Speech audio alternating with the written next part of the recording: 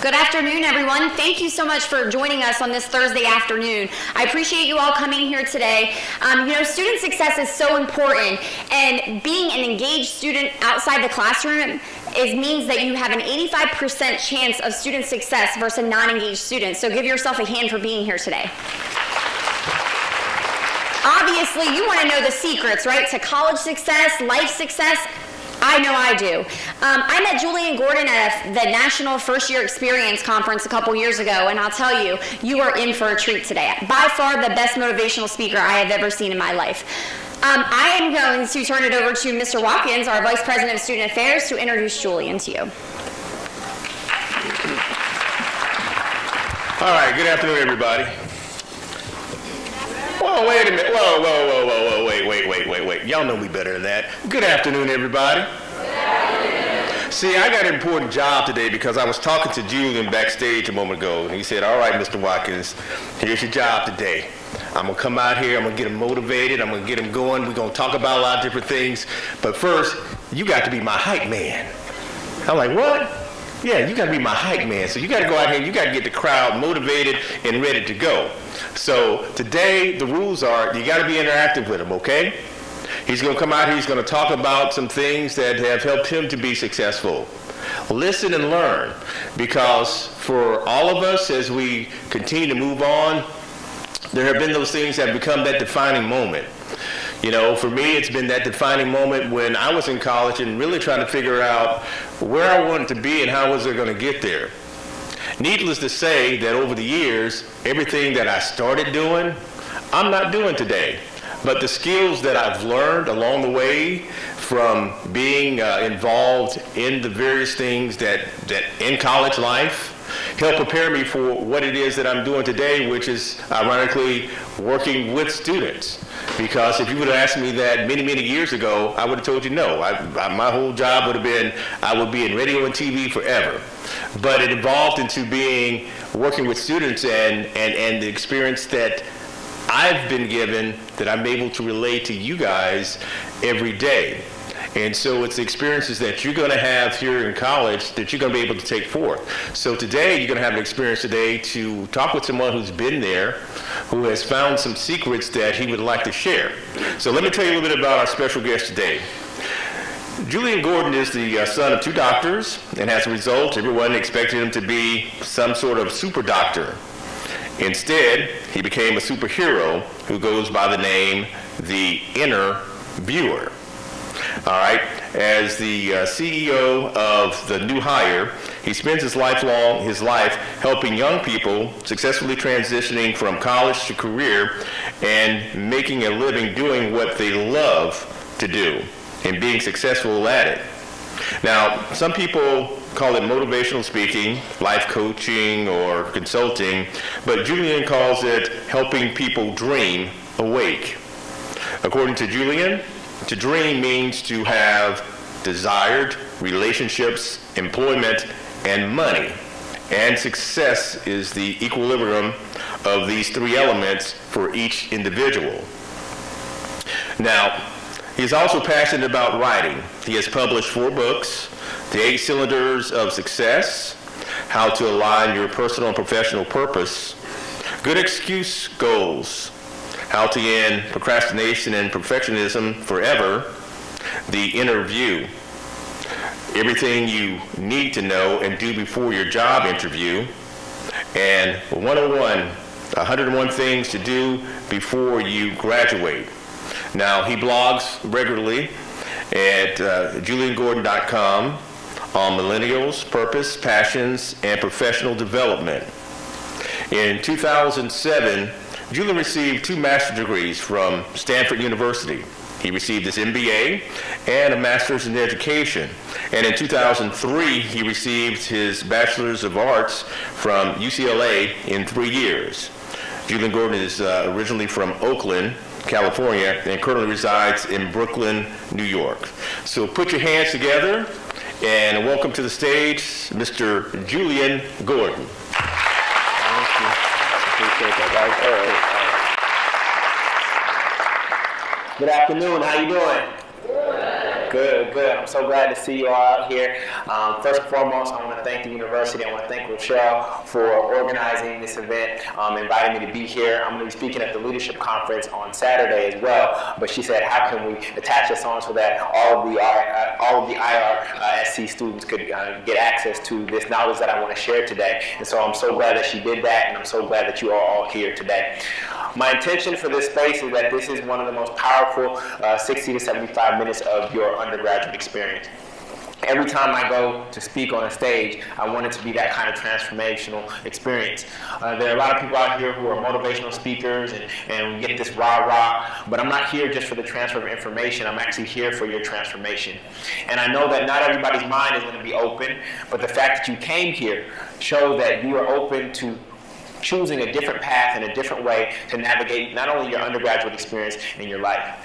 And so for the next 60 to 75 minutes, I invite you to have an open mind, because I believe that some of the principles that I share with you could actually change your life forever.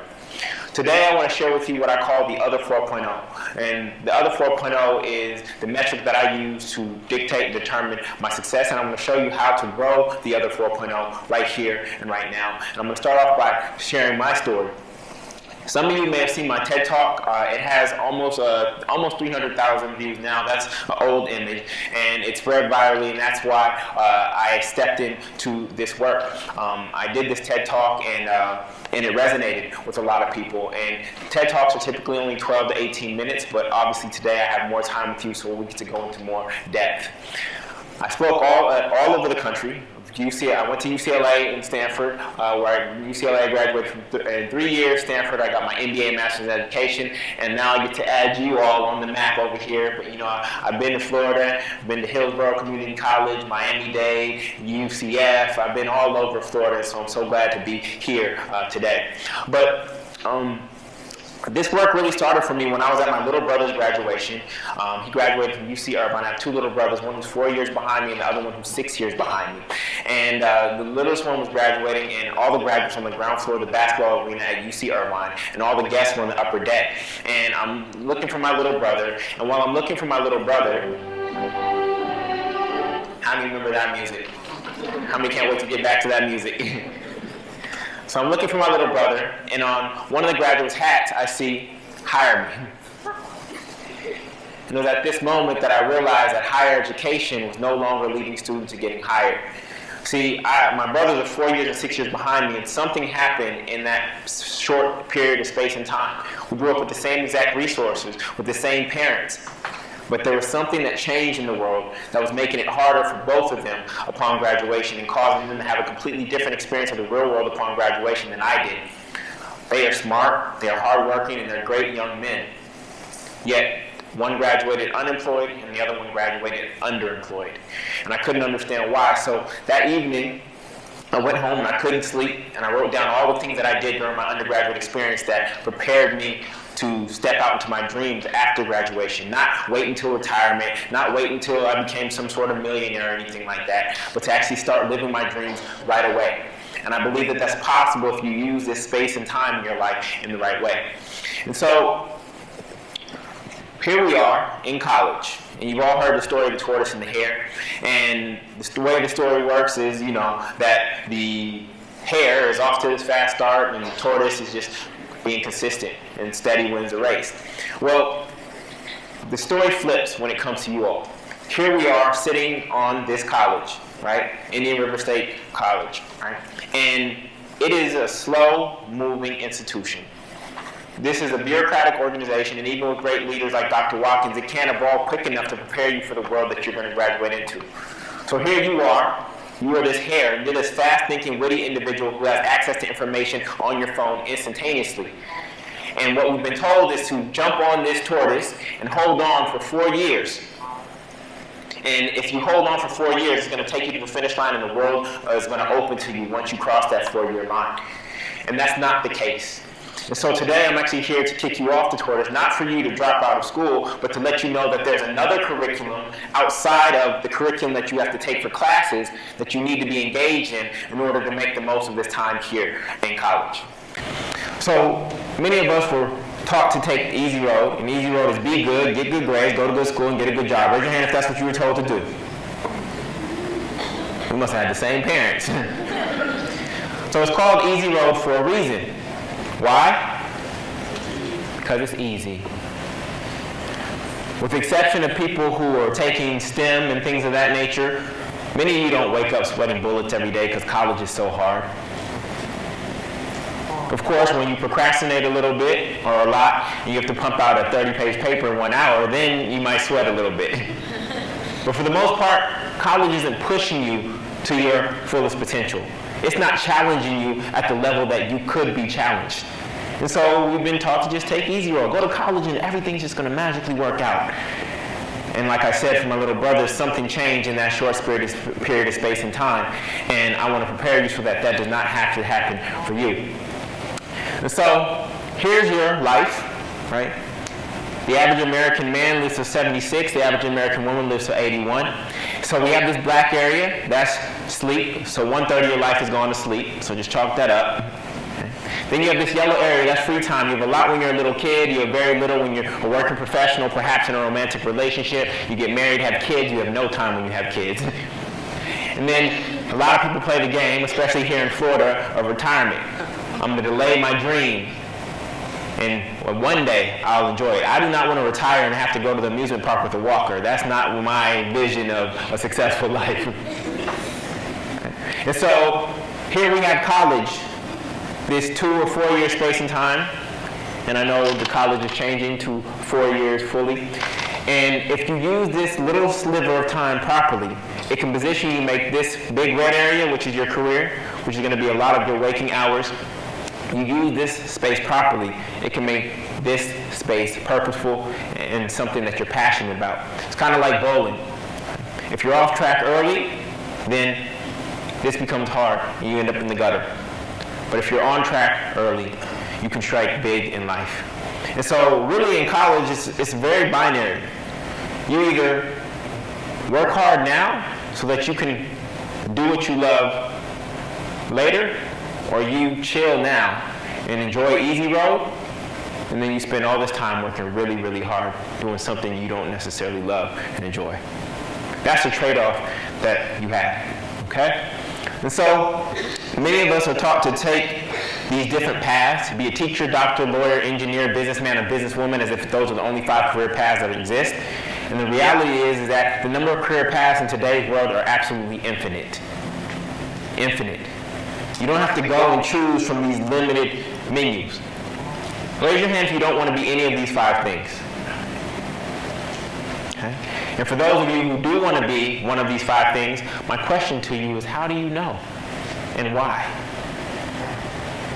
How do you know and why? Some of you want to be lawyers. Where did that idea come from? Who planted that seed in your mind? Have you even interviewed a lawyer? Have you talked to a lawyer who does this work full time? Some of you want to be doctors. Why? Because your parents want you to be doctors. Have you ever cut somebody open and see blood rush out? Are you really passionate about healing, or is that just to please your parents?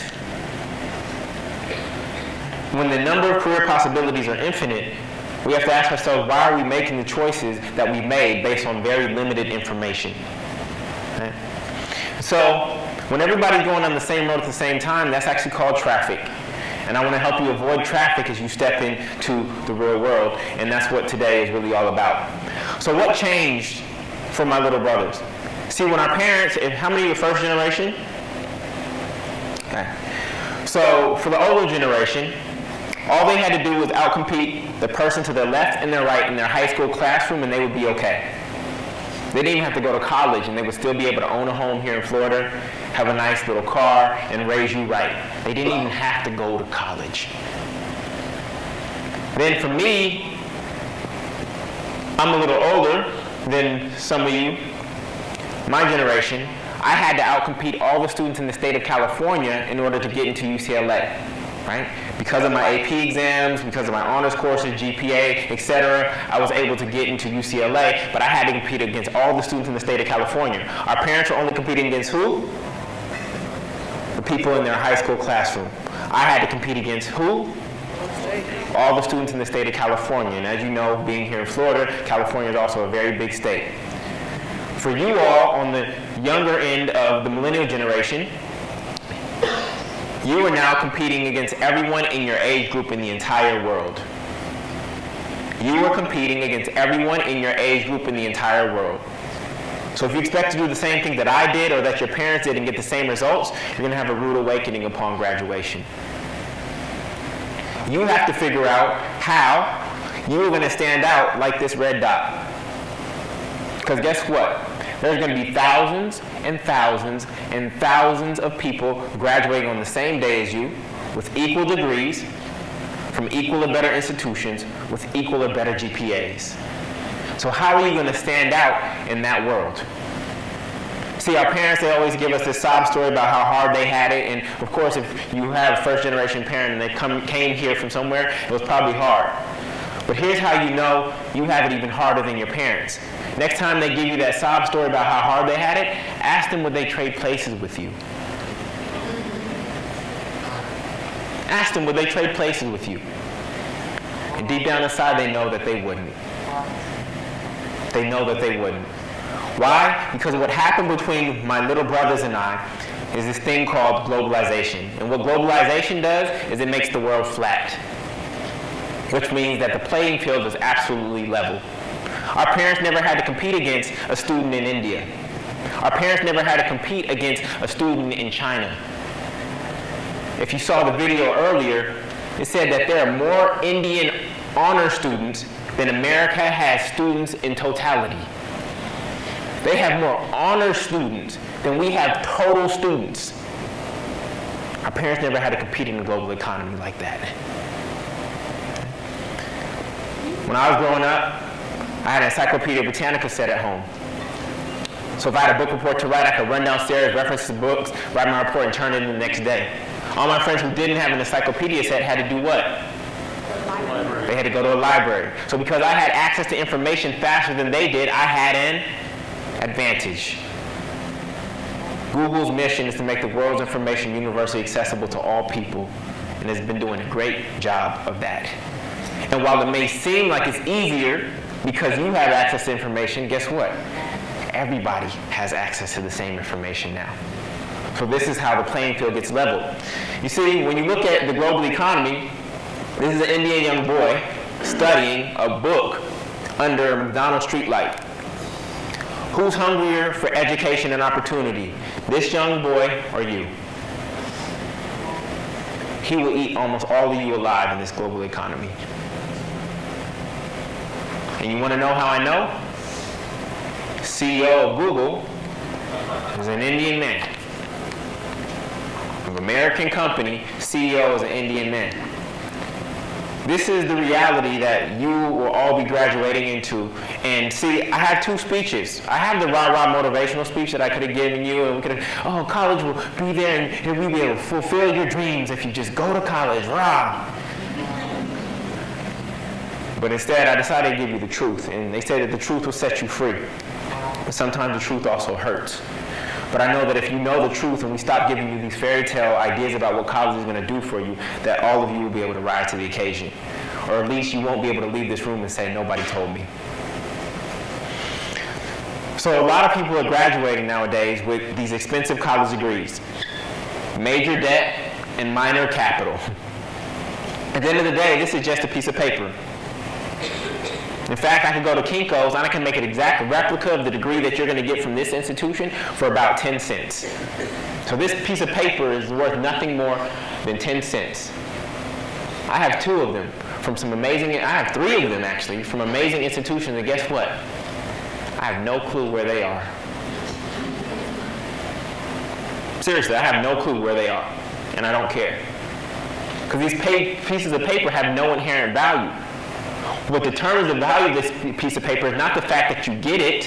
What determines the value of the piece of paper is what you did to get it. What you did between orientation and graduation. If you do the exact same thing that everybody else in this room does, then guess what? You're going to get the exact same results.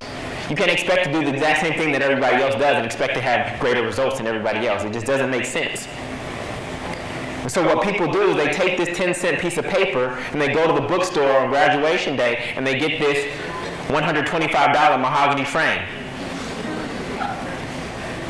And the mahogany frame is actually worth more than the 10-cent piece of paper inside of it. If you were to take your diploma from here and the frame to a pawn shop, which one are you going to get more money for? The frame. So are you really here just to get a college degree? No, there has to be something else. See, college is the greatest hustle of all time. If I go to a car dealer and I put money down for a car, what do I get? Get a car. If I go to a restaurant and I put money down for food, what do I get? If I put money down for college, what do you get? You get college. You don't own a piece of this college. There's no document that you can all show me right now where this institution promised you anything except for credits. There's no document where they said they were going to help you get a job. There's no document where they said they were going to help you actually become smarter. There's no document or any agreement anywhere that you can show me. Does anybody have this document where they promise you that for all the money that you pay? Does anybody have that document? Where else in the world do you pay for something and there's not a specific deliverable that you get as a result of paying for it? So we got to be very clear about what you stepped into. And part of it is the fact that many of us started when we were 18. Nowhere else will anybody offer you this kind of money, these kind of loans in your life. But for some reason, we're happily just giving 18-year-olds loans. And this is why we have the student loan crisis, and student loans have surpassed credit card debt. Okay? So why did you come to college? Why did you come to college? Anybody? Get a job. To get a job? Why did you come to college? To learn? Huh? Pursue my dreams. Grow as an individual. Relationships. Okay. To get education. To get education. Gain skills and experience. Again, this institution, does anybody have any document that says that this institution was going to give you those things? That they promised to give you those things in exchange for the money? Does anybody have a document like that? No contract, no agreement anywhere? Okay, just being clear about that. So we have to get clear on why we are here. Let's imagine two people are running a marathon. One person's running to win, the other person's running to finish. Are they going to run the same exact race? They're running different races. See, the person who just runs to finish, they'll probably start training a few weeks before. They'll run around the block, and hopefully they'll run around the block enough times to say, you know what, I'm ready to do this. They won't change their eating habits. They won't change their exercise habits. They'll show up on the day of the marathon, run half a marathon, and then pray that they can run another half marathon in the same day. The person who's running to win will start training months before. They'll change their exercise, they'll change their diet, they'll actually run the actual course that they're going to run on the day of the marathon, they'll memorize it, they'll have a strategy for it, they'll know when they're going to accelerate, when they're going to slow down, when they're going to take on water, they'll have all that laid out, right? So your intention, whether it's just to win or it's to finish, shapes the way you actually run the race that's ahead of you. And some of you have come to college without a real intention. And without having a real intention, it's shaping the way you show up every single day on campus, or shaping the way you don't show up on campus. So we got to get clear on why we're here. The X factor to success is knowing your why. So one person said, oh, I'm here to get an education, I'm here to learn. How many of you here to get an education and learn? Okay. How many of you have fallen asleep in class before? Are y'all lying to me in my face right now? So watch this, I'm going to get everybody else. Watch this. How many of you were asleep at home while class was going on? Ah, there we go. Well, I wasn't asleep in class, but I was asleep at home while class was going on. Are we really here to learn? We cram for exams, and the moment we hit the exit door, what happens to all the information? You're not here to learn. You ain't got to fool nobody. You ain't got to lie to kick it. You're not really here to learn. If you're really here to learn, many of us, when a professor misses class, for whatever reason, they just don't show up, and we got that 10-minute rule. Is it like a 5-minute rule here or 10-minute? 10-minute rule? 15-minute rule? We get happy. We're like, oh, 14, they might not come. Yet you've paid them, and then we're celebrating that they don't come, and none of us make a beeline straight to the financial aid office and say, hey, you owe me money because my professor didn't show up.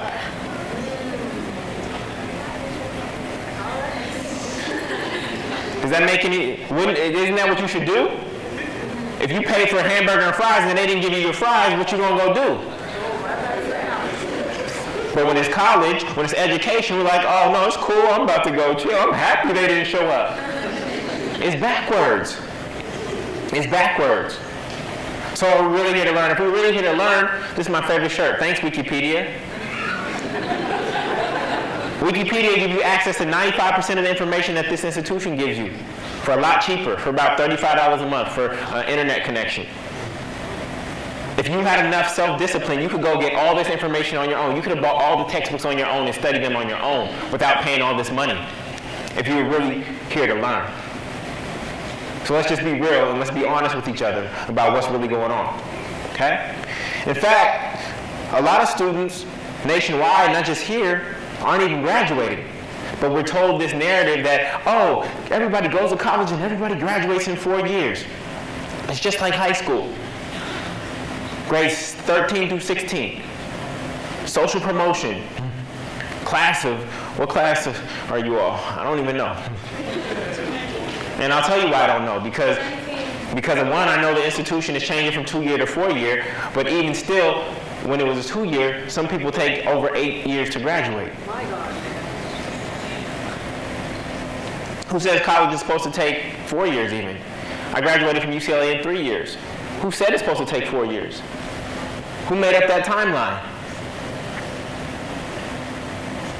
Who made up that timeline?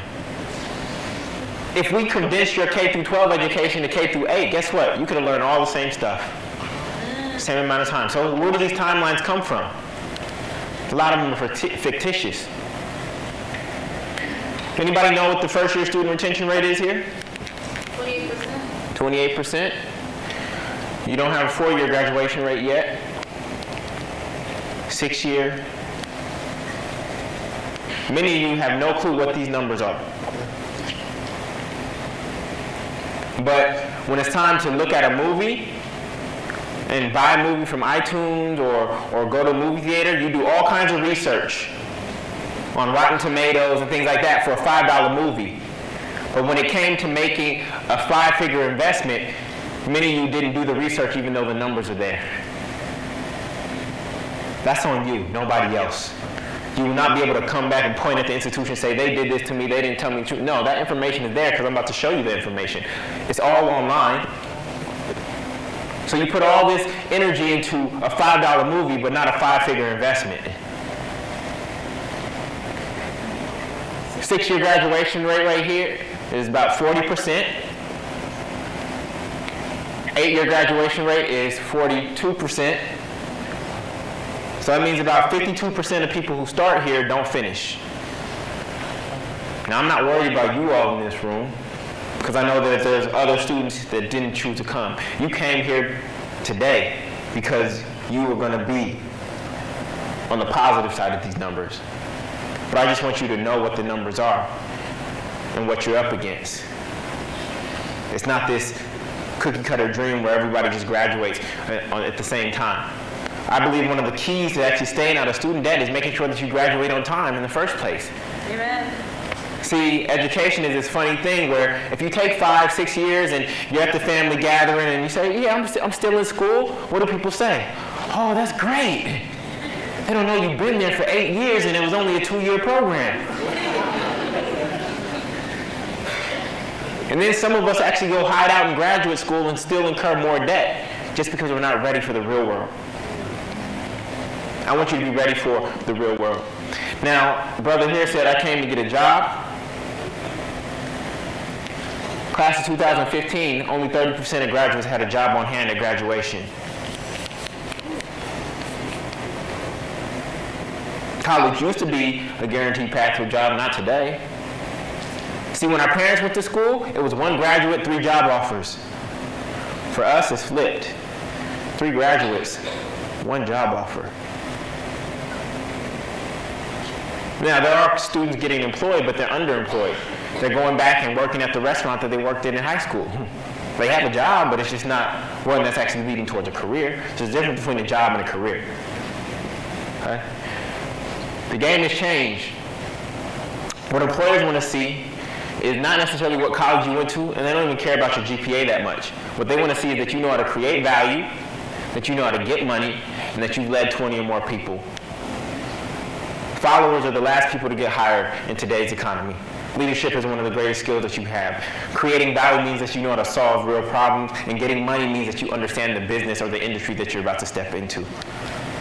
You can't just approach an employer and say, look at me, I'm a good person, I have a good GPA, please hire me. That's not how it works today.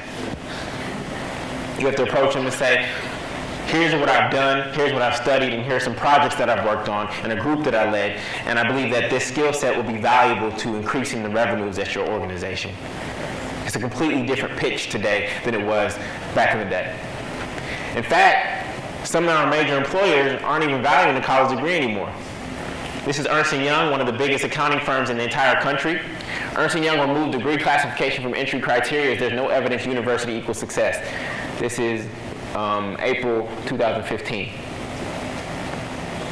Let enough Fortune 500 companies do that, and all of a sudden you're going to see these brick and mortar colleges start to erode. They're basically saying college doesn't mean anything. We have to retrain them anyway once they get here because they didn't learn much there. See, I don't want to just teach you liberal arts education. I want to teach you liberation arts. I want you to be free or feel like you're on a pathway to freedom once you graduate here, not that you were stuck. Okay? Now, some of you came here because it was a good investment, right? You felt it was going to be a good investment. Well, let's look at the numbers. You don't pay that much to be here, right? It's a state college. It was 2-year, going on to 4-year. As it steps into 4-year, I guarantee the cost rises. So you want to get out before that happens. But this isn't a lot. You break that down by month, by days, by hours. You're paying about 2 cents a minute, even when you're asleep, to have this experience. And that's not expensive. But the reality is you're not here 12 months out of the year, and you're not on campus 30 days a month. You're here 9 months out of the year. You may be on campus 20 days a month if you have classes every day. Most people don't have classes every day. Some of you have like that Tuesday, Thursday schedule, so that would actually decrease that to 10. Maybe 5 hours a day, 60 minutes an hour, that's 19 cents a minute. 19 cents a minute, okay? So imagine going to a 2-hour lecture, and before you sat down in that lecture, you actually had to pay your professor about $24 cash. That's essentially what's happening, $24 cash. Some of you are like, I wouldn't even show up to that lecture. But that's what's happening. And if your professor misses that 2-hour class, then you need to go to the financial aid office and say, where's my $24? This is the investment that you're making. Now, whenever you make an investment, what do you want from that investment? Return. You want a return, right? So you either get a return on your investment, you return to school, meaning that you keep on coming back here year after year after year, or you return to grad school, or you return home. And a lot of college graduates, first generation and second, third generation college students, are returning home. See, graduation is like this beautiful day. Everybody's here. They've flown in from all over the country to celebrate you. You're getting flowers, you're getting cards with money and things of that nature. And literally everybody knows that the moment that they go back to the airport, that on Monday morning, you have nowhere to go. You have nowhere to go Monday morning after graduation. No prospects of employment. So here's what loans cost, private, unsubsidized. So let's just look at the cost of this experience for you. If you graduate from here in 4 years, that's $42,000. Usually it takes about people 10 years to pay back their loans at 4.5% interest rate. That's monthly payments of $434. So your total interest is going to be another year of school, basically. So this would be the total amount that you pay back.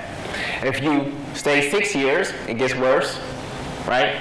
And there's no reason you shouldn't get out on time. Because basically, some of you stay here or are considering switching majors. Basically, when you're making the choice to switch majors, what you're saying is, I'm willing to pay another $26,000 to change 3 words on my 10-cent diploma. When you choose to switch majors, and it wasn't because you didn't get the grades to get into one, you're just like, oh no, I want to switch my major now, and I want to delay this process, I'm going to stay a little bit more time. You're basically saying, I'm willing to pay $26,000 to change 3 words on my 10-cent diploma. Does that make any sense? Finish with the degree that you start. My mentor, Andy Chan from Wake Forest, who runs a career center there, he's done research on the correlation between majors and careers, and he found that with the exception of STEM, your major does not matter in terms of your job. With the exception of STEM, your major has very little correlation to the work that you will end up doing. So just finish the major that you start. There's no reason you should take more time, okay? So now the average college graduate makes $1 million more, $1.2 million more over the course of their lifetime than someone who just graduates from high school. $30,000 more over 40 years at $1.2 million, okay? Now, let's just be real. Some of your friends who in high school who decided not to go to college and decided to become a mechanic or a plumber or something like that, they will actually have more job security than you all. They will have more job security than you all. Guess what? Whether the economy is up or down, toilets break down. Whether the economy is up or down, cars break down. How many got an engine light on your car right now? Let's keep it real, right? Now, there may be a limit to what they can earn because they are using their hands and they're selling their time, right? But they will have more job security than some of you. Okay? So, what I wish the campus would do, instead of the waterfall in the A building, I wish they would put a stack of $1.2 million in a vault that you could see. So that every time you walk through the A building, you'd be like, that's my money right there. Because dropping out is a $1.2 million decision. Dropping out of college is a $1.2 million decision. You see, dropping out doesn't just happen in a day. Usually dropping out is a series of small decisions that ultimately culminate and you getting dismissed. It's that decision like, oh no, I ain't going to class today, I'm cool. It's cold outside, it's raining. No, I ain't going to study for that test. No, I'm not going to get this paper edited by the writing center. It's a series of small decisions. No, I'm not going to go to that event. No, I'm not going to go talk to my professor and get that grade changed. No, it's a series of small little decisions that lead to dropping out. But I just want you to know that what you're saying is to your kids and to future generations that are going to come through you, you're saying, guess what? Screw you. I'm too lazy to go do what I need to do. You're saying, screw you. I'm too lazy, so you'll have to struggle for me.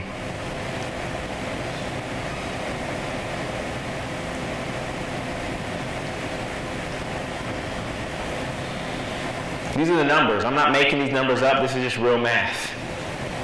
And I'm just trying to put it in perspective for you because I don't think people see the implications of some of their small decisions. I'm not talking about big decisions like what major do you have and things like that. I'm talking about the little small decisions that happen every single day. Every day you're coming to crossroads. Do I go this way? Do I go this way? Do I show up to class on time? Do I not show up to class on time? Do I sit in the front? Do I not sit in the front? Do I take notes? Do I not take notes?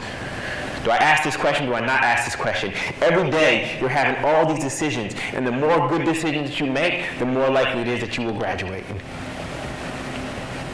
The more oftentimes you take the easy road, the more difficult it's going to be. Not only your college experience, but also life. Okay? So, this is nationwide, the starting salary for the class of 2016, but it varies by region, and I want to let you know where exactly you all stand. Starting salary for IRSC graduate is about $40,000. Mid-year salary is $64,000. This is meaning that the work is meaningful, and I forgot what this number is. Okay? So this is what you could expect on average. Some of you will have more, some of you will have less. Okay?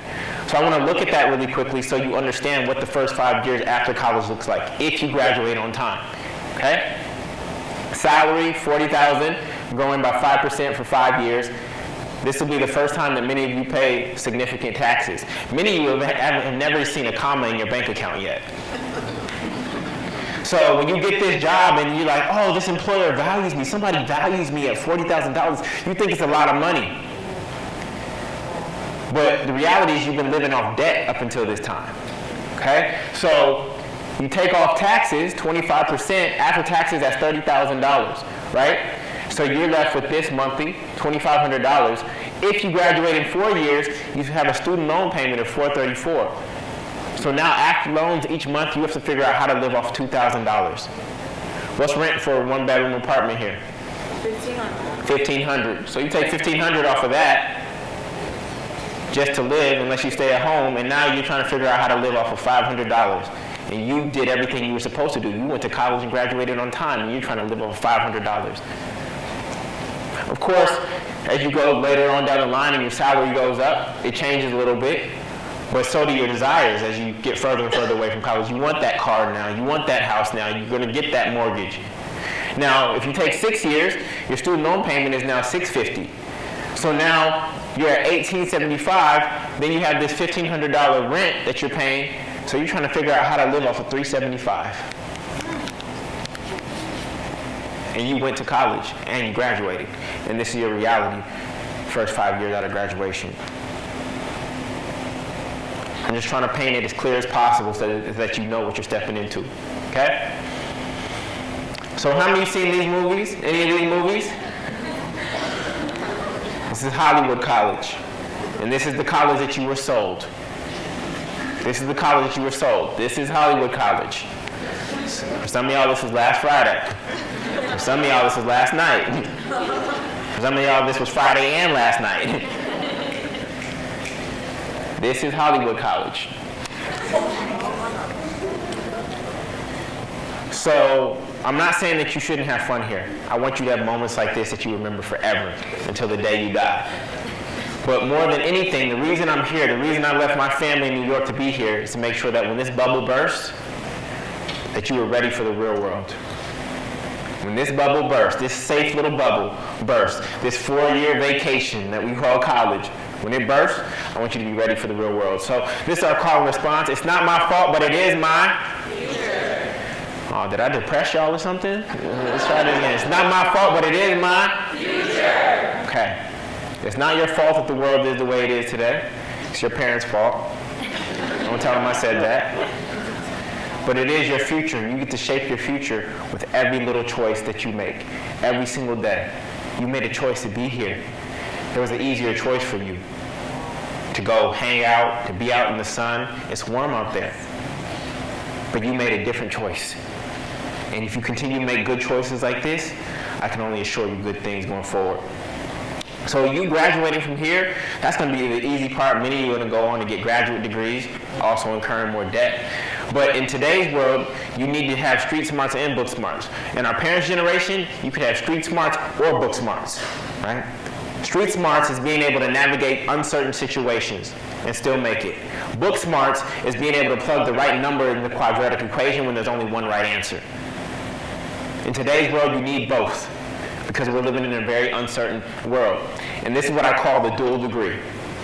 This is the dual degree. Having book smarts and street smarts. How many of you remember the valedictorian from your high school? No. Some of y'all don't even remember the valedictorian from your high school. I know the valedictorian from my high school, she's doing okay. Her high GPA, or the highest GPA in the school, didn't have any indication that she was going to be wildly more successful than any of us. That was book smarts. But you also need street smarts, okay? So at the end of the day, it does not matter what school you go to. What really matters is how you go to school. I don't care the fact that your school isn't ranked top 10 on USA Today, because it doesn't matter. I've seen students go to schools that I had never even heard of, but they took full advantage of that opportunity, and they had a richer experience of college than someone who went to the top-ranked school in the world, but did the bare minimum. It does not matter what school you go to. What matters is how you go to school. And so that's what I want to show you now. We can go to school and we can take the direct path, which is the easy road, right? And if you take easy road over and over and over again, this is what it's going to feel like at graduation. You're going to feel like you did everything that you were, quote unquote, supposed to do, be good, get good grades, go to good school, but you're gonna feel stuck at graduation and in life. And so what I'm challenging you to do is take the road less traveled. And the road less traveled is gonna put more mileage on your vehicle. But in real life, that mileage translates as experiences. And if you take the road less traveled, like you did today, to choose to come here, because there's some schools I go to, and students are required to come, and I'm glad they're required to come because they wouldn't have come otherwise, and they're thankful for it afterwards. But you all chose to come here on your own will. You could have been doing something else. And if you continue to make choices like this, then this is what life is going to feel like.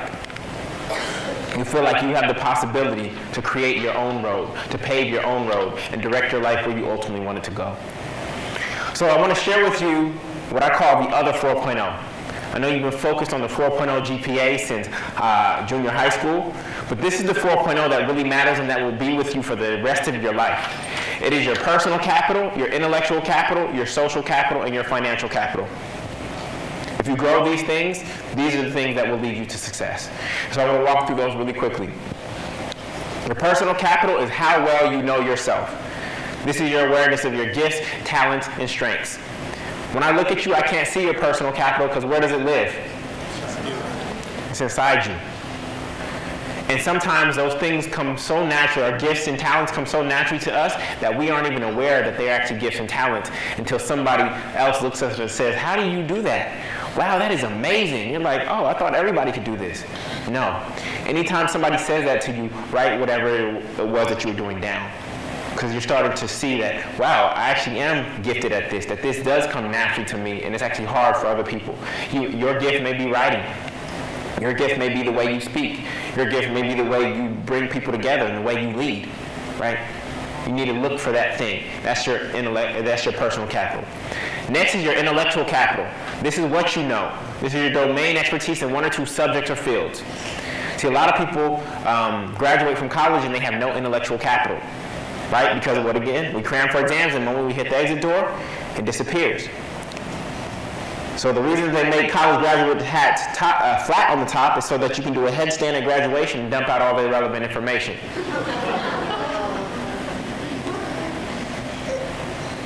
Most college students graduate with no intellectual capital. Meaning that if you stopped most graduates at graduation and said, can you please lecture for 1 hour on what you just majored in over the past 4 years? Most of them couldn't do it. You telling me you studied something for 4 years and you can't speak about it for 1 hour? You have no intellectual capital. You got that 10-cent piece of paper though. Who got hustled? Were you hustling them or were they hustling you? Next is your social capital. Your social capital is who you know and who knows you. This is your networks up, down, across, and out. The most powerful form of networking that you can be doing right now in your life is networking up. With faculty, staff, professors, alumni, community leaders. Because guess what? When you network up, you actually are meeting the person who has the key to the door that you're trying to get into. See, a lot of people have lots of friends, and that's cool. But would you rather have the people that can get you to the door or the person who can get you in the door?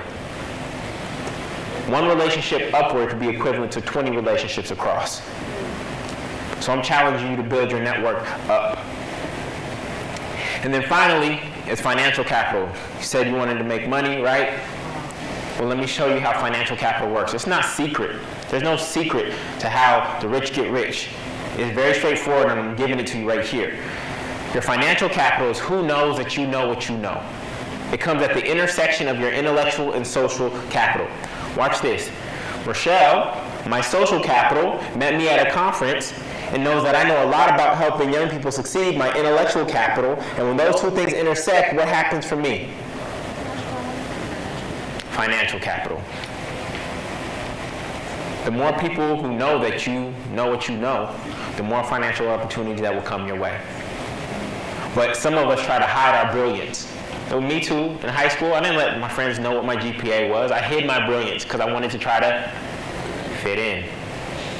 That might work in high school for the social scene, but it does not work in real life for your success. Anybody know how to fix cars in here? Hey, one person, two people. Okay?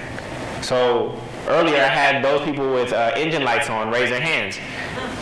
Now there are two people that you know in this room who know how to fix cars. Prior to this moment, did anybody know that he knew how to fix cars? Prior to this moment, did anybody know that she knew how to fix cars? No. So now when you see that pink hair on campus and you got the engine light on your car, you go say what's up and she gonna charge you money. That's how financial capital works. It's that simple. It's that simple. Same thing with getting a job. If you apply to a job, you wonder why your resume goes into a black hole, because nobody there knows what you know. If you know somebody at that organization and they know that you know something that's valuable to them, then what's going to happen for you? Financial capital in the form of a job opportunity. It's not rocket science, y'all. But a lot of us have no intellectual capital. We thought that college was going to give us intellectual capital. Your major is not your intellectual capital in most cases. Your intellectual capital is something that you have committed your life to mastering. So ask yourself, what do I want my intellectual capital to be? And how am I going to let the world know about it? So this is how financial capital works. So if you want to get paid, just follow this equation. Grow your intellectual capital, grow your social capital, and cross-pollinate the two. And I guarantee money flows into your life. Okay? So why are you here at college? Well, every college in the entire world has its own intellectual, social, and financial capital. Intellectual capital are courses, centers, libraries, online databases, programs, events. Social capital are professors, classmates, alumni network, student groups, guest speakers. Financial capital are student government, scholarships, grants, financial aid, career center equipment that you have access to that other people have to pay for.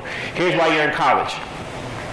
You are paying them $10,000 to use their intellectual capital to grow what? Your capital, so that you're more valuable at graduation than you were at orientation. You were paying them to use their capital to grow your capital so that you're more valuable at graduation than you were at orientation. This is how you get a return on your investment. Here's the problem. Most of us, we come to college and we only focus on classes. And classes only make up 40% of the college experience. Your real return on investment is all this stuff over here.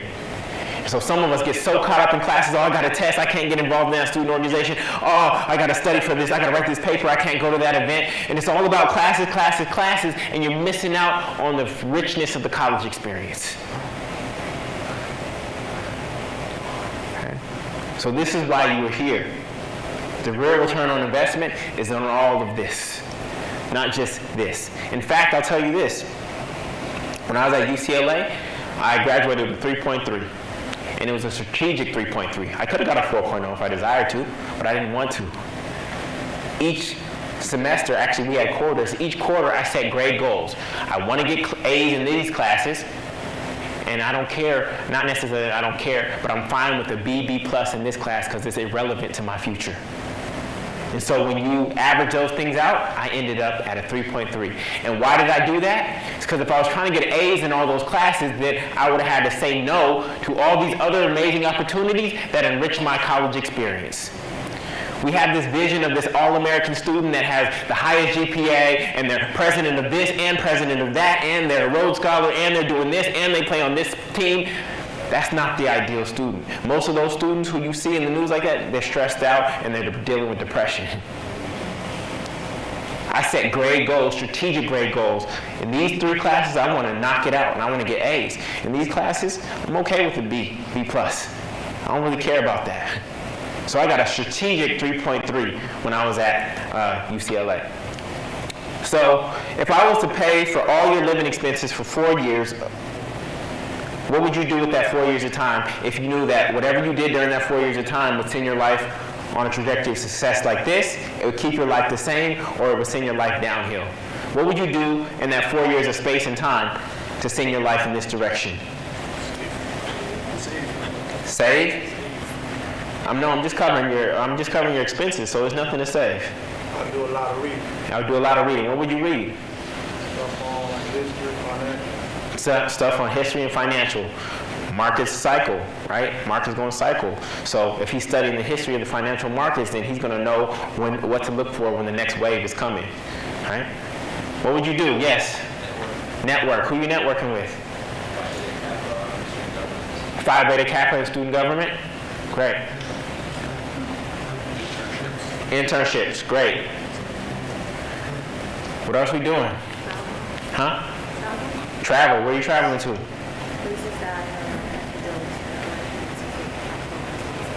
Places I know where I'll be able to build my social capital. Notice she didn't say places where there's a nice beach. She said places where she knew she would be able to grow her social capital, right? Yes? Those expenses are covered due to higher risk investments. You would what? Those expenses are covered due to higher risk investments. So you invest in high risk investments? Yeah. Got it. You can make those kind of mistakes early, right? No, not saying it's a mistake. You can take those kind of risks early for high return investments. Because you have life ahead of you to make it up if it doesn't pan out. What else would you do? Study abroad. Study abroad, great. Yes? I work on 4 demos and an album, start a YouTube channel, a clothing line, network with some things like this club that I met, then talk to the revenue nominating for food sign notes, start ghostwriting for people, and then try to travel to California. Done deal. Sounds like he has his blueprint laid out. That's what I'm talking about. Everybody should be able to answer like that. Here's the reason why most of you don't. Is that up until now in your life, you waited for other people to tell you what to do in order to make your life better. You waited for your parents to tell you what to do. You waited for professors to tell you what you do. And so now that I'm giving you 4 years of space and time to do whatever you want to send your life in this trajectory, most people don't know what they would do. Waiting for somebody else to dictate. You got to figure out, how do I spend this time? Time is your most valuable asset. Time is your most valuable asset. It's not money right now. It's not money ever, because even Bill Gates can't buy another second of time. Okay? So there's 3 stages of freedom. There's mental freedom first, then there's financial freedom, then there's time freedom. A lot of people focus on financial freedom but forgetting about mental freedom. This is why they end up back in the rat race. Right? So we want to elevate from level to level to level. So the first thing I need you to do is take a campus tour. How many had a campus tour when you got here? Okay, that campus tour is probably meaningless. Oh, this building was built in this year, and we named it after such and such because they gave us this much money, blah, blah, blah, blah, blah, blah, blah, whatever. That's about the history of the campus. What you need is a campus tour about your future. And so this is the kind of campus tour I need you to take, where you actually talk to an upperclassman or you talk to a faculty, staff member, et cetera, who has a bird's eye view of the campus, and you say, based on where I'm trying to go with my music career, what people on this campus do I need to know of? And they'll be like, oh, you need to know Mr. Smith over there, you need to know Dr. Williams over there, and you need to know this department over here, and then you need to know this office over here. Say, great, that's what I need to know for my intellectual capital. Is there any other social capital I need to be aware of on this campus? Oh yeah, there's a student organization over there that you need to be aware of. There's also, this isn't his role, but he was actually a musician for 20 years before he came to work with us. You need to know him. Great. Now, is there any financial capital on this campus that I could access to get me closer to my dreams? Yeah, actually there's a pot of money hidden in that person's line item. No, I'm serious. How many of you have accessed money on this campus before? 1, 2 people. See, they even trying to hide so y'all don't figure it out. They have access money. There is money that comes to your tuition. Some of it goes to fund the university, but the other goes to a pot of money for students that you can access. But it's not just money that's sitting out there on campus. It's hidden in people's budget items. Certain offices, and if you don't know those people, then guess what? You don't get to access that money, and it's free money. It's free money to go to a conference in California, free money to start this student organization, free money to go put on this event on campus and bring your favorite artist to campus. It's on campus, but you don't even know that it's here. And when you don't know that it's here, you don't see it, then you don't even expect it as a possibility. Again, why are you here? You're here to use their intellectual, social, and financial capital to grow your intellectual, social, and financial capital. But if you aren't even aware that that capital is there, then you never actually get to leverage it. Okay? So this is the kind of campus tour that I need you to take. And each one of you is going to have your own version of IRSC. Each one of you will have a different campus. UCLA was so big that I didn't even go into every building. If you got lost on campus at UCLA, they put out an Amber Alert for you. Your campus is small enough for you to know where everything that you need to know is, right? To actually have those intimate relationships with faculty, staff, and professors, okay? So let's run through these really quickly. Personal capital. Get clear on your definition of success. Most of us simply adopt our parents' definition of success. Okay? How many want to be successful? Okay. How many have written down a definition of success before? Only a few people. So wanting to be successful but never ever defining it is like being in your home driveway, plugging in your home address to point A in the GPS, plugging nothing into point B, backing out of the driveway, and driving extremely fast in any direction, hoping that one day you crash into success. Does that make any sense? No. You have to define success for yourself, and until you define it for yourself, you adopt society's default dashboard, which is money, power, wealth, fame, and beauty, and then you also adopt your parents' definition of success. And guess what? You can succeed according to your parents' definition of success, but that doesn't mean that you'll be happy. The only way you'll be happy is to actually achieve success according to your own unique definition. Okay? Next, this is actually my definition. It's the alignment of my purpose, passion, and profit. Am I being who I want to be? Am I doing what I want to do? And do I have enough of what I need to continue being who I want to be and doing what I want to do? My goal isn't to be the richest man financially in the world. I just want to make sure that I have enough to continue being who I want to be and doing what I want to do on a daily basis. Okay? Next is take the Gallup Strength Finder. We live in a world that teaches us to focus on our weaknesses. If you come home with 5 A's and 1 F, what does everybody tell you to focus on? The F. So while you're trying to bring up the F, what happens to the things you were good at? They go down. That's the formula of being average. Focusing on your weaknesses is the formula to being average. Even our GPA system is flawed, because when you look at the world's most successful people, they're great at 1 or 2 things. GPA teaches you, try to be great at all these things. Try to be great at Spanish, math, psychology, physics, biology. Try to be great at everything. That's what a GPA suggests. And then you end up becoming jack of all trades and master of none. So the way we even measure our students is flawed. Get clear on what your strengths are and build your life around your strengths. Lead an on-campus organization. Remember, I said that companies hire followers last. Leadership is the greatest skill set in today's world. So you want to step into leadership. Don't just be a member of tons of organizations. Choose 1 or 2 organizations and get involved in leadership. Right? Get involved in leadership in those organizations, whether it's student government, whether it's fraternity, sorority, get involved in leadership. Create a vision board. This is my vision board. Most people, when they think of vision boards, they cut out the car that they want, the house that they want, etc. You can do that, and that's perfectly fine. But create a vision board that reminds you why you're here, what you're doing this all for. Because there's going to be some dumb classes that you have to take. And as you leave your room to go to that dumb class, remember that, okay, I got to take this dumb class, but this is ultimately where I'm trying to go. Having that visual of what it is that you're trying to get to is always helpful in terms of motivation. Right? So create a vision board, get some scissors, glue sticks, and a poster board, go through some magazines and flip through and say, yes, I want that in my life. No, I don't want that. I want that in my life. So some people cut out the Brad Pitt that they want. Some people cut out the Angelina Jolie that they want. They put that on their vision board. I'll take questions after. This is a powerful exercise. This is in my office. I see it every single day. Right? For me, it's not about the material stuff. For me, I'm more concerned with living my life in alignment with these values. Okay? Next is stop. Abstain from something for 7 to 30 days. We all have an Achilles heel. We all know what that one thing is that's stopping us from achieving our greatness. For some of you, it's laziness. For some of you, it's caring what other people think. For some of you, it's a drug. For some of you, it's sex. For some of you, it's video games. For some of you, it's social media. For some of you, it's procrastination. Whatever your Achilles heel is, I'm inviting you to let it go for 7 days and see if your life changes at all. If it doesn't change, then go back and do it twice as much. But let go of your Achilles heel. For me, mine was shyness. You can't tell now, but I was shy. And it wasn't until my classmates in high school nominated me to be vice president of the school that I recognized how my shyness was actually cutting me off from amazing opportunities and from amazing people.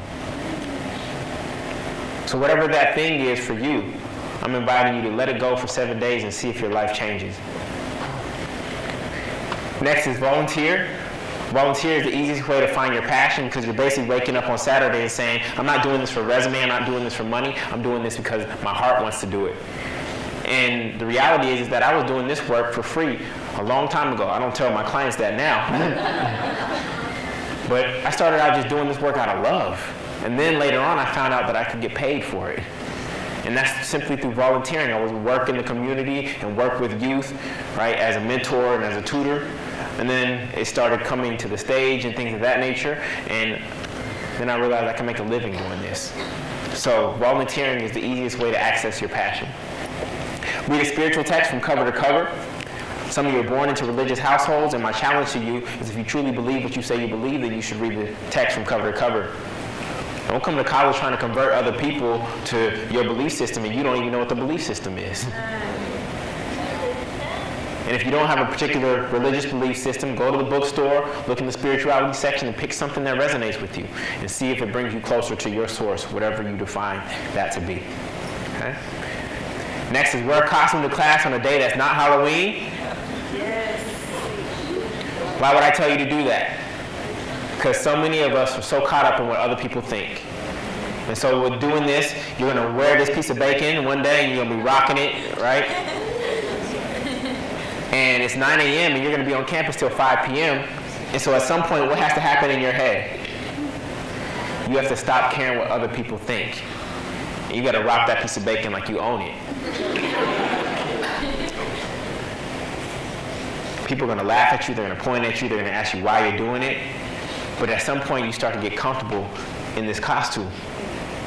And then the next day, you put on just your regular clothes, which is your real costume, and you feel more comfortable in your own skin because you got over caring what other people think. Some of you only wear your hair the way it is because of what other people think. Some of you only dress the way you dress because of what other people are going to think. Some of you only majoring in what you're majoring in because of what other people are going to think. It's no way to live your life. You cannot please everybody. You got to focus on you. Okay? Do something that you might get rejected from. Some of us are so afraid of rejection. Some of you didn't apply to other schools because you were afraid of getting rejected. And now we'll never know. Some of you seen a hot guy or a hot girl on campus and just been drooling over them the entire academic year. Oh my goodness, she's so fine. Oh my goodness. Everybody on campus knows that you think she's fine, except you haven't talked to her. Why? Because you're afraid of getting rejected. And you never know.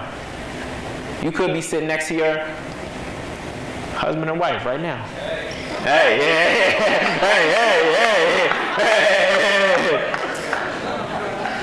But if you're afraid to say how you feel, tell how you feel. If you're afraid, you never know. Okay? So, do something that you might get rejected from. Okay? So back to our call and response. It's not my fault, but it is my future. Okay, we alive and we wait. Cool, let's push. Intellectual capital. I'm going to skip this video for the sake of time. This is Steve Jobs talking about the importance of passion. You saw his speech at the beginning. Does anybody know what Steve Jobs' passion was at your age? Does he know? Improvement. He knows. The iPhone, technology, calligraphy. It was calligraphy. It's okay. It was calligraphy. Now, if you went home and told your parents, I'm passionate about calligraphy, what would they say? Like, you crazy. But here's the deal. Many of you are still living under your parental guise, even if they're at a distance. Steve Jobs was a foster kid, so he didn't have his biological parents breathing down his neck trying to direct his life from a distance.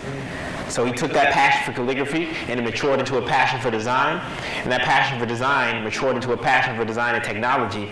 And all of a sudden, you have Apple.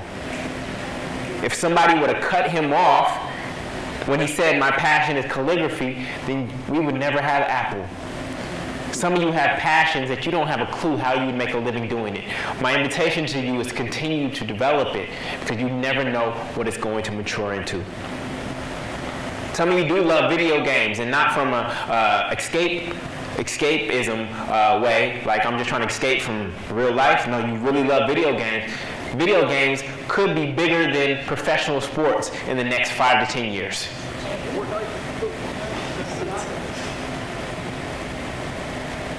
So don't let other people cut you off from developing your passion. So I want to give you a clear distinction between passions and interests. Passion has to do with disciplined practice, whereas interest has to do with half-hearted play. So one of my passions outside of doing this work is playing pool. So when you come into a pool hall, you see me taking the same shot over and over and over again, trying to master it. On the next table over, you'll see somebody else taking the same shot, but they're just trying to hit it as hard as possible and pray that something goes in. Raise your hand if that's how you play pool. Okay, I'm engaged in disciplined practice. They're engaged in half-hearted play. Okay, so passions and interests are not the same. Passions are full-time, whereas interests are free time. It's the same with dating. When you're really passionate about something, even if it's finals week, you're going to find a way to see them, right? But if you're just interested in somebody in this finals week, they're going to have to wait. Right? And then the other thing about passions is that passions are action-oriented, whereas interests are topic-based. Most majors are interests. Okay? Even though most people aren't interested in their major. So let me explain what that means. If I say I have a passion for baseball, what do you think I want to be professionally? Baseball player. It's the first thing that comes to mind, right? But do more than 18 players show up to the field on game day? Do more than 18 players show up to the field on game day? Yes, they do. Why? Because there's an entire economy around baseball beyond just playing it. So when you think about the action, the ing, then we can start to see what that economy looks like. Watch this. Hitting baseball, pitching baseball, collecting baseball cards, studying baseball history, coaching baseball pitchers, announcing baseball games, managing baseball operations, scouting baseball players. Guess what? There's a career path connected to every single action word up here. Every single action word up there, there's a career path connected. Baseball in general, that's just this big thing. You're like, oh, you want to be a baseball player? No, there's an entire economy around baseball. Okay? So you want to get clear on the action that you're passionate about, not just the topic. Okay? When you look at the food chain in baseball, you have, on a game day, you have these people here who are probably getting paid the least that day. And then you have announcers and umpires. Then you have players and coaches, and then you have owners. There's an entire economy around baseball, but you have to understand what action within that economy you are passionate about doing. Okay? If I say I have a passion for food, what do you think I want to be professionally? Chef is the first thing that comes to mind. But are there more ways to engage food beyond cooking it? Yes, right? There's growing the food organically, writing food reviews, designing food baskets, tasting the food, hosting events around food for the homeless, experimenting with food fusion, hosting food shows, teaching people to cook food healthily. There's a career path connected to every single action up there. If you went home and told your parents, I'm passionate about designing fruit baskets, what would they say? Say, you're a fruit basket. But after you got kicked out, right? Then you come back 5 years later and you say, I own a company by the name of Edible Arrangements, and we make $500 million worth of fruit baskets every year. See, some of you are so worried about what other people think that you would have missed out on the opportunity because you were worried what your parents were going to say about what you truly love to do. They make $500 million worth of fruit baskets, no college degree required. But if this person who founded this company was worried about what his peers are going to think because he is now in the fruit basket industry, then Edible Arrangements wouldn't be here. So I want to share a story about a friend of mine who's interested in archaeology, therefore she thought she wanted to be an archaeologist. Okay? Now, if we go with the ing words, what kind of actions are connected to archaeology? Digging. Researching. Huh? Scraping. Cleaning. What kind of feelings might an archaeologist be looking for? Feelings. Excitement. Curiosity. Mystery. Discovery. So watch this. Digging for info, searching history, studying people, curiosity, discovery, adventure. So I'm going to show you a trick. Look up here. Don't look at me. Ready? 1, 2, 3. My clicker's not working. Didn't work the way it's supposed to. I think it's the podium. What happened? What disappeared? The profession. The profession disappeared.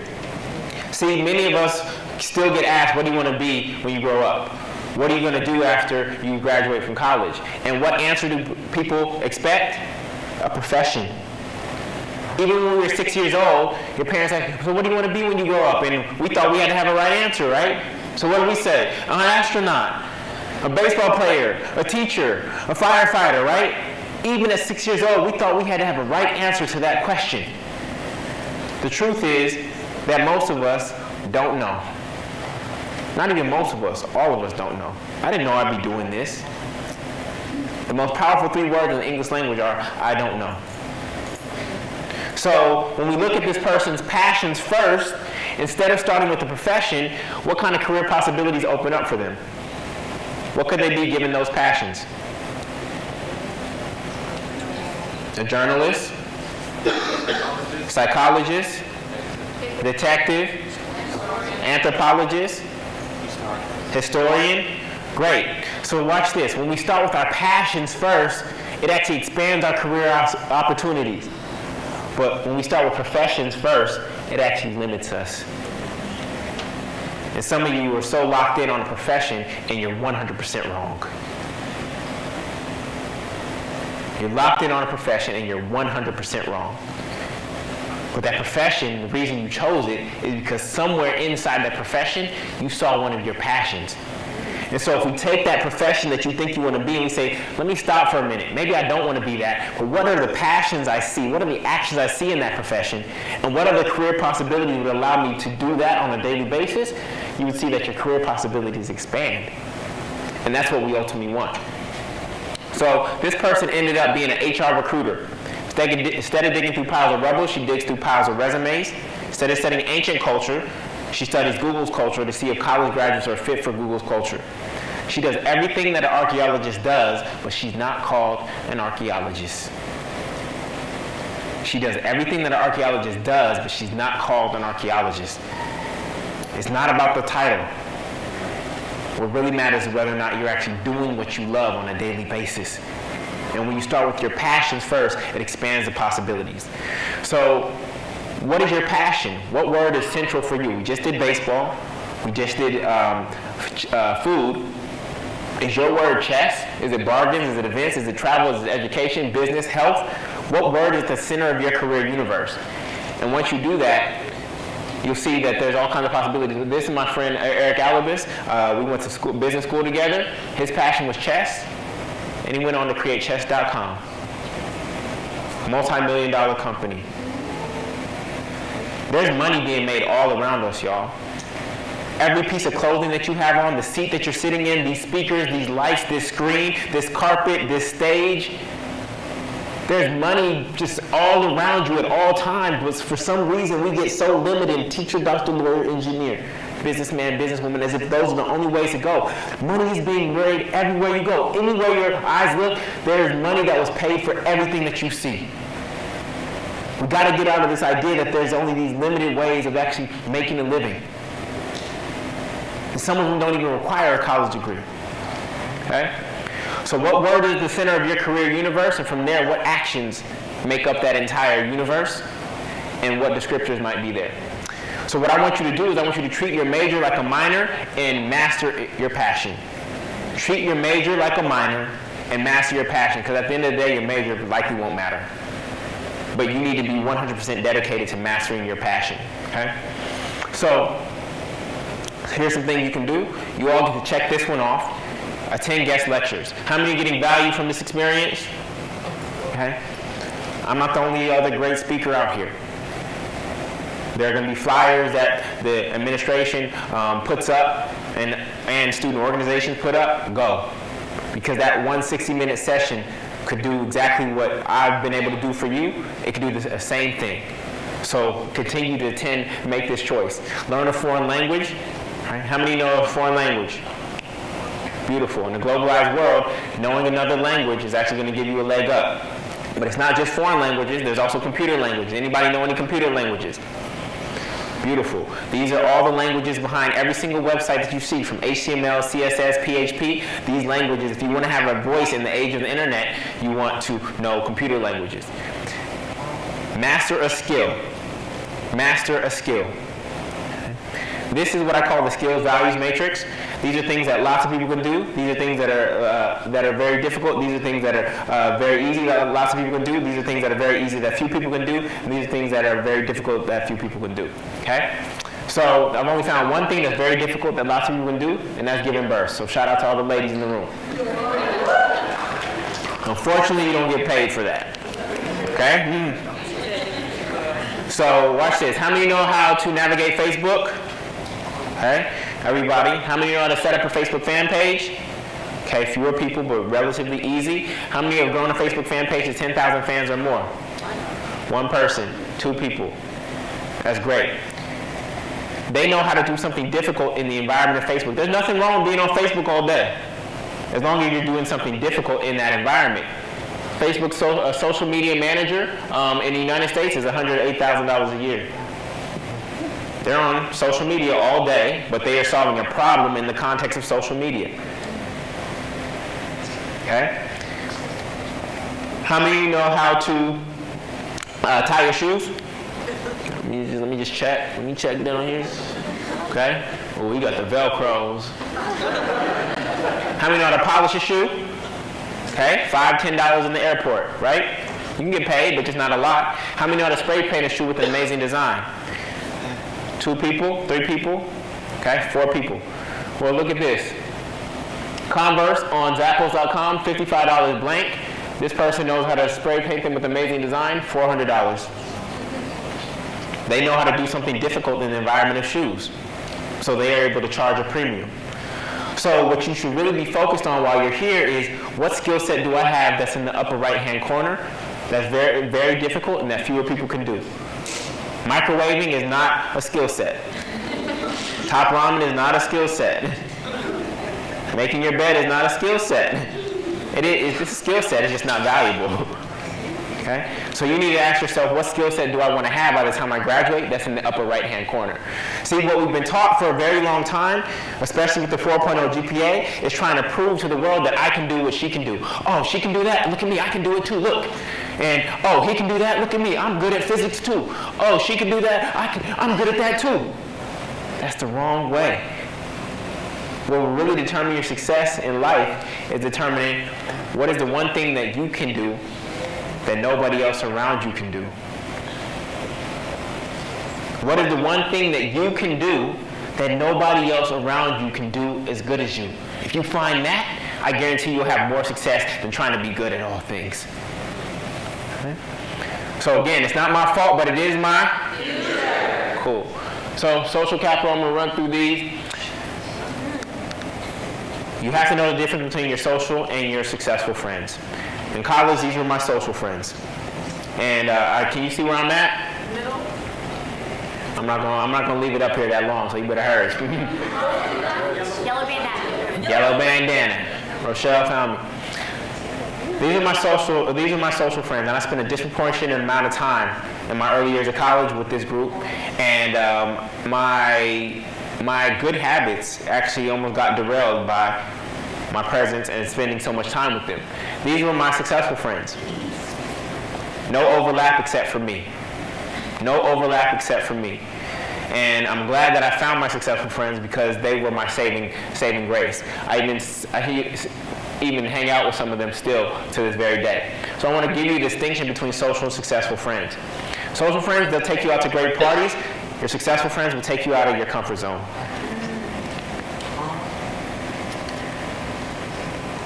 All my social friends graduated late, meaning that they spent thousands and thousands more dollars for the same degree. Most of my successful friends graduated on time. All my social friends barely finished undergrad. All of my successful friends went to graduate school. All my social friends I have no connection to after college. Most of my successful friends I'm still connected to decades later. My social friends have 5-figure careers that cap out at 5 figures. My social friends, they're all 6-figure careers. My social friends are primarily still renters. My successful friends are homeowners. The late great Jim Rohn said you are the average of the 5 people you spend the most time with. And some of you are the smartest in your crew. And while that may feel good, it's actually time for you to change your crew. Because if you're the smartest in your crew, then guess what? Everybody's pulling you down. You may think you're lifting everybody up, but you're also being pulled down. If you have an A student roommate with the C student, guess what's going to happen to that room over time? It's going to be a B. It's going to be a B bedroom. It's just natural. It just happens that way. And so you have some great. I'm not asking you to delete your social friends from your phone, but you have to know that they have a place, and you want to spend a disproportionate amount of your time with your successful friends. I still want you to know where the party is on Friday and Saturday, okay? So don't delete them. But you got to know who you spend the majority of your time with. When you look at the world's most successful people, what do you notice? Every successful person is surrounded by other people. They run in packs. There's no success story in the world that does not involve other people. Yet here we are, trying to be successful, all going at it by ourselves. I'm going to get there through sheer will. I'm not relying on anybody. I'm never asking for help. Look at me, I did it by myself. It doesn't have to be that way, okay? Late great Jim Rohn, you were the average of the 5 people you spend the most time with. So you got to build your dream team. And by dream, I mean your desired relationships, employment, and money. You desire relationships, employment, and money. This is, for many of us, the last team that you were on was your high school sports team. You have to create a team for your life now. You have to create a team for your life now. Because having that kind of group is going to set you apart. Mark Zuckerberg, he was brilliant on his own. He was brilliant on his own, but he still went to Palo Alto with a crew. He said, no person knows how to deal with everything, but if you can find a team of people, then that's what's really going to get you through. That's what's gotten me through and what continues to get me through all the stuff that we have. You don't have to be superhuman. You have to kind of keep on going and not do it alone and find people who share your passion for what is important thing in the world. That's Mark Zuckerberg, whose IQ is through the roof, but even he is aware that you need other people around you. Okay? This is him and his crew that went to Palo Alto and what made Facebook possible. Not just him working hard by himself. Okay? So know the difference between your social and your successful friends and spend your time proportionately. So buy your domain name. I own juliangordon.com. You should own yourname.com. This is your online real estate. It's there for you to claim. The number one thing employers do when a resume comes across, they search for you on Google. You want to control what they see. And by having your own domain name, you will actually get to curate that experience by attaching your website to it. Perfect your 30-second pitch. Your 30-second pitch is how you approach an alumni. Say where I am, who I am, where I am, and where I'm trying to go. Hi, I'm Julian Gordon. I'm a first-year student at IRSC. Originally from West Palm Beach, and currently I'm majoring in psychology, and right now I'm looking for a summer internship in Tampa where I get to shadow a psychologist for 10 weeks. That's your 30-second pitch. States who you are, and where you're trying to go. When you do that, then they can fill in the gap. Oh, I'm from there too. Or, oh, a good friend of mine is a psychologist. I'd be happy to connect you. This is your 30-second pitch. This is how you introduce yourself to people in your network up, okay? Next is, I said start a website, a blog. This is an opportunity for you to create a portfolio and lay out all of your best work. You get an A on an assignment, put it on your website, so that when people start looking for you, they actually see your best work, okay? Meet the department head of your major. This is so important because when amazing opportunities come from off campus, whose email box will they go into? They go into this person's email box. And if this person doesn't have a clue who you are, then guess who never sees that opportunity? You. So if you actually go introduce yourself using your 30-second pitch and they know what your dream is, then anytime they get an amazing opportunity from off campus, who will they forward it to? They'll forward it to you and maybe 5 other students. And now you get to compete for this opportunity that doesn't get put on an email server, doesn't get put on a bulletin board anywhere. It just simply gets passed through relationships, okay? Contact 3 successful alumni, right? Especially in your industry, and build those relationships so that you're building your network up. Hopefully one of them can become your mentor to give you guidance and accelerate your process and compress time for you. Join a national student organization, fraternity, sorority, honor society, so that you actually expand your network beyond just Florida and that your network actually becomes global. And and then study abroad, as the young man here said earlier. I graduated from UCLA in 3 years, so I didn't get a chance to study abroad. That's my only regret.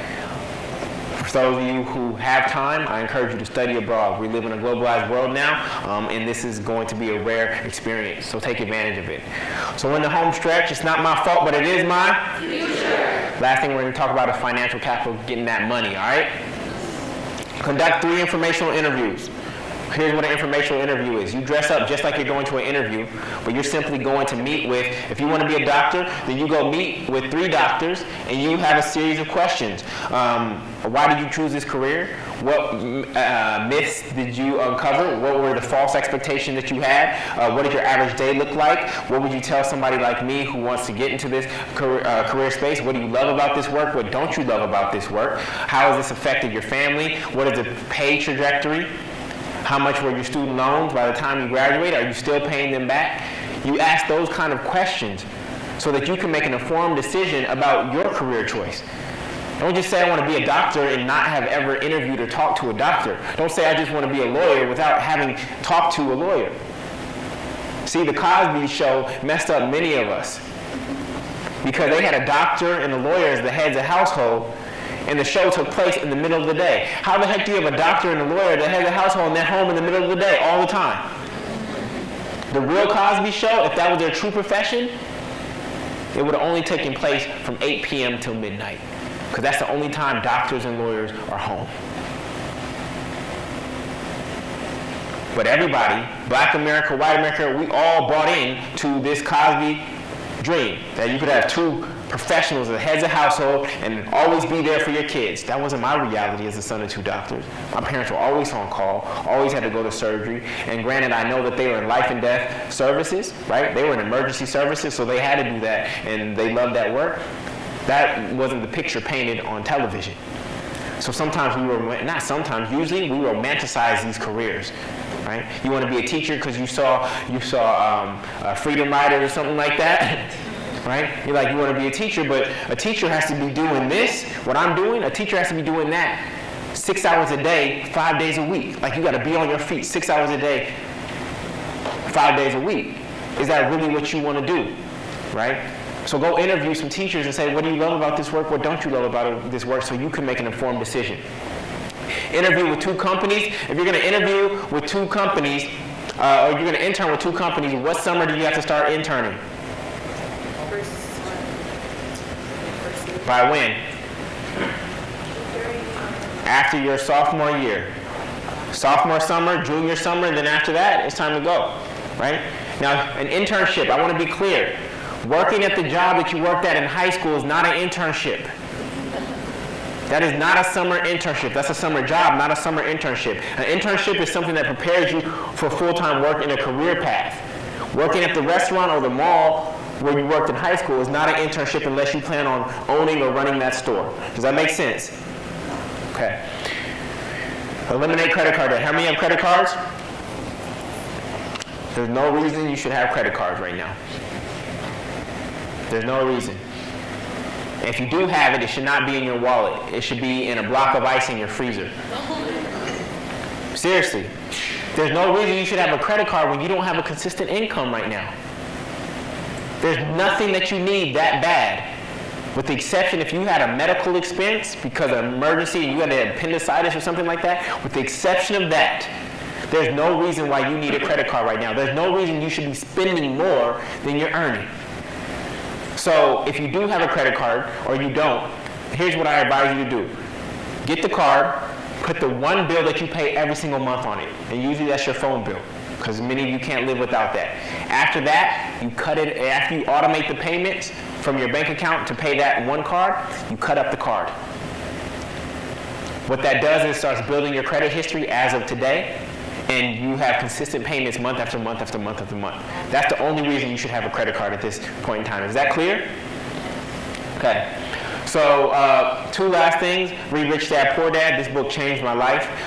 Many of us say we want to make money, but we don't know how money works or how it's made. This book educated me on how money works. Many of us think that a single-family home is an asset. A single-family home is not an asset. An asset is something that puts money into your pocket. A home takes money out of your pocket.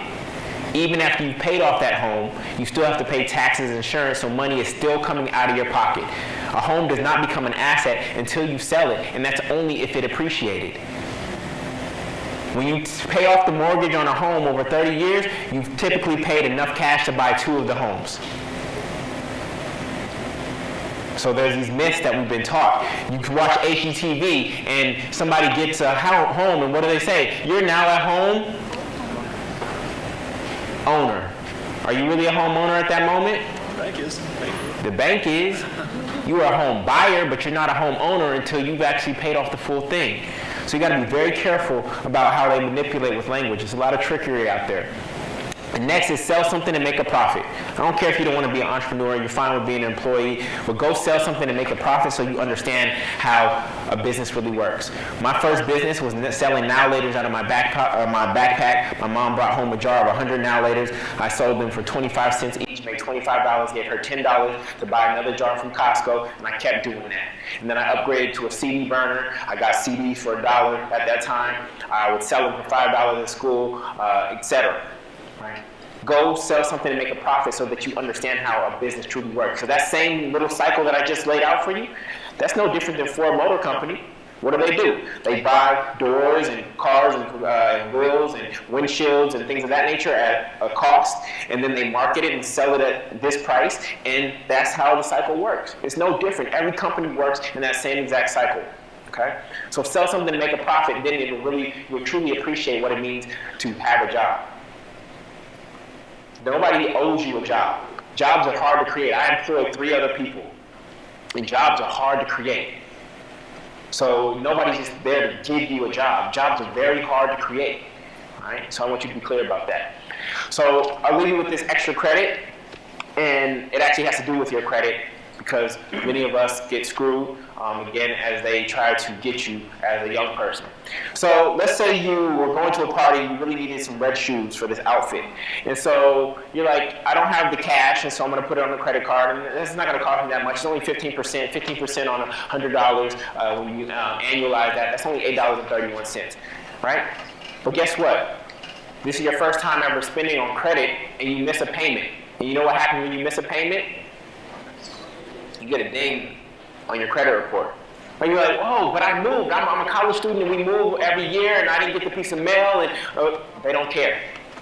They don't care. So not only do you get that $8.31, you also get late fees.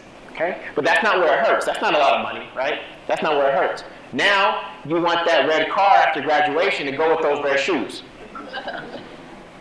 And they run your credit and they see that a few years ago, there was this ding on your credit report that you couldn't pay $10 a month on time. So instead of giving you the car at $15,000 at 5% for 5 years, they actually give you $15,000 at 6% over 5 years. That's a $415 difference in interest, even though it's only 1%. So now those shoes have officially cost you $423. But wait, it doesn't end there. Because now you need that red house. Now you need that red house to go with that red car to go with those red shoes. And here's where it hurts. Because of that ding on your credit report, now you're getting a $300,000 loan. You could have got it at 4% if your credit was good, and you would have paid that, but now you're getting it at 5%. It's only 1% difference, but over the course of the loan, that's a $64,000 difference. So now those shoes that you needed so bad for that party that you had to put on that credit card to impress that guy or that girl, it actually cost you $64,000. This is how credit works. They get you to mess up your credit early so that as you make bigger and bigger purchases later, that's where they make their money.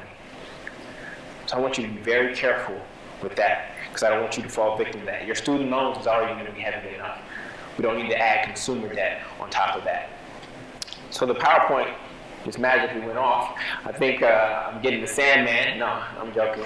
But that was it. That was it. And so with that, I want to say thank you so much for your time, your presence, and your attention today. You've been a great audience, and I wish you the best on your journey. Again, it's not just about liberal arts, it's about liberation arts, and I hope that this experience has liberated you. Thank you.